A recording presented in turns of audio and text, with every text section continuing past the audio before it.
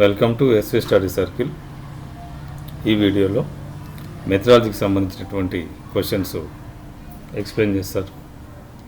So ఇవి paper 1, paper 2, TET paper 1, paper 2 వాళ్ళకు ఉపయోగపడుతుంది. సో మరొకసారి చూడండి. మరి క్వశ్చన్ 1 ఏంటి అనేది ఒకసారి చూసినట్లయితే, the inductive method of teaching proceeds from. ఆగమన బోధనా పద్ధతి దేని నుండి దేనికి వెళ్తుంది అంటూ. మన ఆప్షన్స్ వచ్చేసి జనరల్ టు స్పెసిఫిక్, సాధారణం నుండి ప్రత్యేకానికి, స్పెసిఫిక్ టు జనరల్, ప్రత్యేకం నుండి సాధారణానికి, అన్నోన్ టు నోన్, తెలియని దాని నుండి తెలిసిన దానికి, అబ్స్ట్రాక్ట్ టు కాంక్రీట్, అమూర్తం నుండి మూర్తానికి.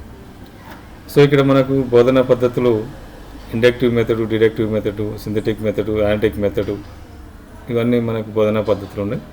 ఇక్కడ ఇచ్చినటువంటి ఆగమన బోధనా పద్ధతి అడిగింది. Inductive method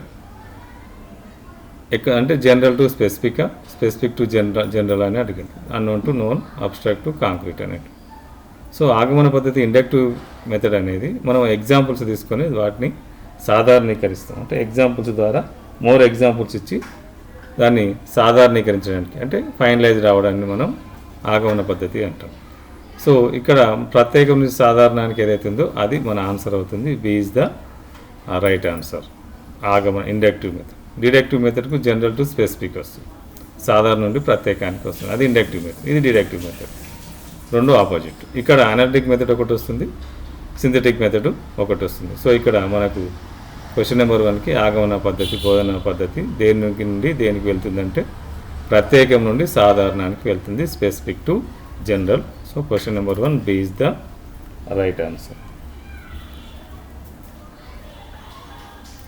question number 2, who developed the heuristic method of teaching. Heuristic పద్ధతి కనుగొని అభివృద్ధి చేసింది ఎవరు? కనుగొను పద్ధతి అంటారు హ్యూరిస్టిక్ పద్ధతి. మనకిచ్చినటువంటి options HE Armstrong, John Dewey, Frederick Froebel, William Kilpatrick. So 4 options ఇవ్వడం జరిగింది. ఇది మనం గుర్తుపెట్టుకోవాల్సింది. హ్యూరిస్టిక్ పద్ధతిని అభివృద్ధి చేసింది HE Armstrong. So A is the right answer. Second question number 2కి A is the right answer.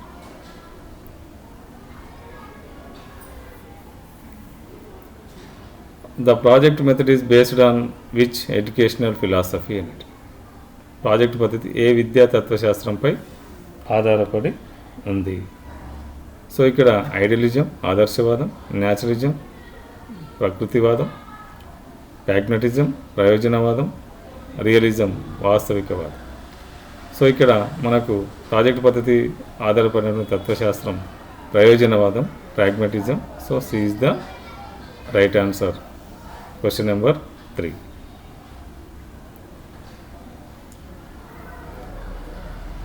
Question number 4. So formative assessment is primarily used for. నిర్మాణాత్మక మూల్యాంకనం ప్రాథమికంగా దేనికి ఉపయోగించబడుతుంది? దేనికి ఉపయోగించబడుతుంది చూడండి ఒకసారి. ఆప్షన్స్ ఏమి ఇచ్చినాం? Grading students at the year end. సంవత్సరంలో విద్యార్థులకు గ్రేడింగ్ ఇవ్వడానికి మాత్రమే ఉపయోగపడుతుంది అంటుంది. Improving learning during the teaching process. బోధనా ప్రక్రియలో అభ్యసనాన్ని మెరుగుపరచడానికి అంటుంది. Promoting students to the next class. విద్యార్థులను పై తరగతికి ప్రమోట్ చేయడానికి. Identify gifted students only. ప్రతిభావంతులైన విద్యార్థులను మాత్రమే గుర్తించడానికి అని. సో ఇక్కడ ఆల్రెడీ అర్థమైపోతుంది మనకు. ఎఫ్ఏ ఫార్మేటివ్ అసెస్మెంట్ అనేది బోధనా ప్రక్రియలో అభ్యసనాన్ని మెరుగుపరచడానికి ఉపయోగపడుతుంది.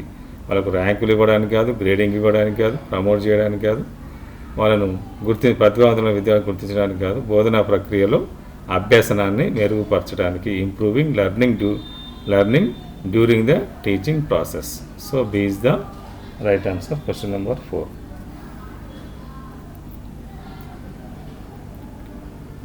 Question number 5. Micro teaching is a technique used for. సూక్ష్మ బోధన అనే సాంకేతికత దేనికి ఉపయోగపడుతుంది? ఆల్రెడీ మైక్రో టీచింగ్ అంటే ఆల్రెడీ అర్థమైపోతుంది. మీరు బ్యాచిలర్ ఆఫ్ ఎడ్యుకేషన్ చేసినప్పుడు మైక్రో టీచింగ్ చేసి ఉంటారు కాబట్టి చూద్దాం ఒకసారి. ఆప్షన్స్ ఏమి? Teaching small children, teacher training, teaching micro organism, conducting small exams. చిన్నపిల్లలకు బోధించడానికి ఉపయోగపడుతుంది. ఉపాధ్యాయుల శిక్షణకు, సూక్ష్మజీవుల గురించి బోధించడానికి, చిన్న పరీక్షలు నిర్వహించడానికి. అర్థమైపోయింది. ఇక్కడ మనకు టీచింగ్ ట్రైనింగ్, టీచర్ ట్రైనింగ్, ఉపాధ్యాయుల శిక్షణకు మనం మైక్రో టీచింగ్ను ఉపయోగిస్తాము. అది యూజ్ అవుతుంది మనకు. So B is the right answer.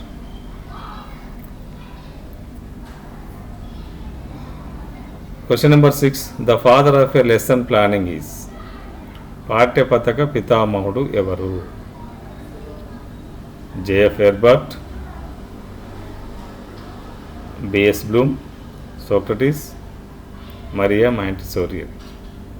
So the father of lesson planning is JF Herbart. గుర్తుపెట్టుకోవాలి. శాస్త్రజ్ఞులు వారికి సంబంధించినటువంటి విషయాలు ఏమున్నాయో అవి ప్లానింగ్ ఎవరు father of lesson planning father of lesson planning అని ఎవరు అంటారు? JF Herbart is the right answer. Question number 6కి A is the right answer. Question number 7. Diagnostic testing is immediately followed by. లోప నిర్ధారణ పరీక్ష తర్వాత వెంటనే చేయవలసింది ఏది? లోప నిర్ధారణ పరీక్ష అనేది మనం సమ్ లెర్నింగ్ గ్యాప్స్ వచ్చినప్పుడు ఆ లెర్నింగ్ గ్యాప్స్ని ఓవర్కమ్ చేయడానికి డయాగ్నోస్టిక్స్ టెస్ట్ అనేది నిర్వహిస్తాం. దాని తర్వాత ఇమీడియట్లీ ఏం చేయాలి అంటాం. ఆప్షన్స్ ఏమిచ్చిన సమ్మేటివ్ ఎవాల్యూషన్, సంగ్రహణాత్మక మూల్యాంకనం, రెమిడియల్ టీచింగ్, లోప నివారణ బోధన, ప్రొవైడింగ్ గ్రేడ్లు ఇవ్వడం, promoting to the next class, పై తరగతికి పంపడం అనేది. సో డయాగ్నోస్టిక్ టెస్టింగ్ చేసిన తర్వాత ఇమీడియట్లీగా రెమిడియల్ టీచింగ్ మనం అనేది ప్రారంభించాలి. ఎప్పుడైతే మనం లెర్నింగ్ గ్యాప్స్ని ఐడెంటిఫై చేసినామో, ఆ టెస్ట్ పెట్టి లెర్నింగ్ గ్యాప్స్ ఐడెంటిఫై చేసినాము, వెంబటే మనకు లోప నివారణ బోధన చేయాలి. So 7th B is the remedial teaching is the right answer.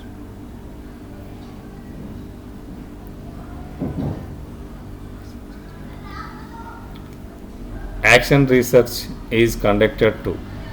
చర్యాత్మక పరిశోధన ఎందుకు నిర్వహిస్తారు? బిల్డ్ న్యూ థియరీస్, కొత్త సిద్ధాంతాలను నిర్మించడానికి, solve immediate classroom problems, తరగతి గదిలోని తక్షణ సమస్యలను పరిష్కరించడానికి, పబ్లిష్ ఇన్ జర్నల్స్లో ప్రచురించడానికి, గెయిన్ ఏ పిహెచ్డి డిగ్రీ పొందడానికి. అంటే ఇక్కడ మనం పిహెచ్డి డిగ్రీ పొందడానికి కాదని కొన్ని ఎలిమినేషన్ కూడా చేయొచ్చు. కొత్త సిద్ధాంతాలు నిర్మించడానికి కాదు, సో జర్నల్స్లో ప్రచురించడానికి కూడా కాదు, తరగతి గదిలోని తక్షణ సమస్యలను పరిష్కరించడానికి యాక్షన్ రీసెర్చ్ ఈజ్ కండక్టెడ్. అది కండక్ట్ చేయబడుతుంది. ఎందుకు నిర్వహిస్తారంటే solve immediate classroom problems. So question number 8 B is the right answer.